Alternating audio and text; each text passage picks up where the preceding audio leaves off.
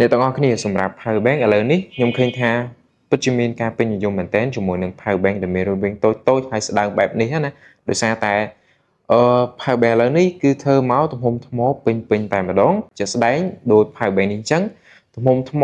គឺ10000មិលីអាំពែប៉ុន្តែរូបរាងគឺតូចមែនទែនហើយស្ដើងណាអញ្ចឹងវាមើលមកស្អាត slim នៅពេលដែលប្រើប្រាស់ជាមួយនឹងទូរស័ព្ទរបស់យើងឃើញថាវាស្រួលក្នុងការប្រើប្រាស់មែនទែនហើយវាអាចសាក wireless បានសាកខ្សែក៏បានហើយសម្រាប់ការសាក wireless នេះណាវាអាចសាកបានល្បឿន15វ៉ាត់ជាល្បឿនដែលស្តង់ដាអត់ធ្វើឲ្យប៉ះពាល់ទៅដល់ថ្មទូរស័ព្ទរបស់បងប្អូនទេអញ្ចឹងបងប្អូនគ្រាន់តែយកទូរស័ព្ទមកផ្អឹបជាមួយនឹង power bank នេះមកគឺវាអាចសាកបានភ្លាមតែម្ដងហើយសម្រាប់ការសាកដោយប្រើខ្សែវិញគឺវាអាចសាកបានល្បឿន22.5វ៉ាត់ហើយសម្រាប់ power bank នេះក៏គេភ្ជាប់មកជាមួយខ្សែស្រាប់ដែរដែលជាប្រភេទខ្សែ Type C ណាអញ្ចឹងបងប្អូនអាចប្រើប្រាស់ខ្សែដែលជាប់នឹង power bank បានហើយបើសិនជាបងប្អូនចង់ប្រើខ្សែផ្សេងក៏បានដែរ